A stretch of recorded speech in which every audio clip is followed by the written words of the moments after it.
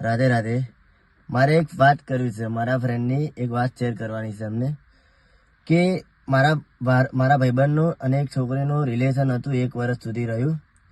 અને છોકરી એવું કીધું હતું કે હું તમારી જોડે જ લગ્ન કરીશ ને તમારી જોડે જ રહીશ. છોકરી એવું બોલી કે તમારા સિવાય મારું કોઈ નહીં.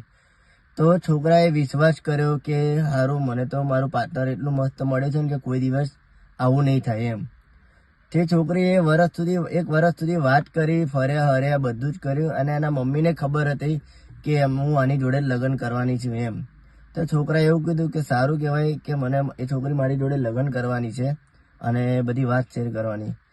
તો છોકરી એની જોડે વરસ રહીને બધી વાત થઈ અને બધું એટલા મસ્ત હતા એ બંને જણા. અને વરસ પછી છોકરી ફરી ગઈ. 1 સેકન્ડમાં બી એને વિચાર્યું નહીં કે સામેવાળાની પર શું વીતવાની છે એમ. સામેવાળો કઈ પરિસ્થિતિમાં નીકળવાનો છે એને નથી ખબર. પણ તમે યાર કેમ આવું કરો છો કે છોકરાની લાઈફ કેમ બગાડો છો? તમે 1 વર્ષ રહો છો, 2 વર્ષ રહો છો કે 3 વર્ષ, તમે આવી રીતે રિલેશન રાખીને પછી તમે છેલ્લે ના પાડી દો છો, એને આશા આપો છો. એવું શું કામ કરો છો? તમારાથી ના થતું હોય તો ના પાડી દો, પણ આવી રીતે ખોટો હુલાસો ના આપો. કોકના મા બાપને તમે કોકનો છોકરો ના છીનવો. કારણ કે છોકરાને એટલી ખબર પડી જઈ હતી કે મારા માટે કોઈ હવે નહીં, મારા માટે એ વ્યક્તિ એટલું મસ્ત છે કે મારી લાઈફ સેટ થઈ જશે.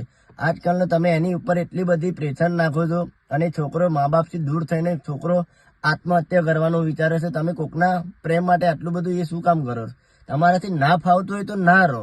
કોકની લાઈફ ના બરબાદ કરો. કોકના મા બાપનો છોકરો તમે ના છીનો. જો તમને સમજાય તો પેજને ફોલો કરજો અને લાઈક કરજો, શેર કરજો. રાધે રાધે.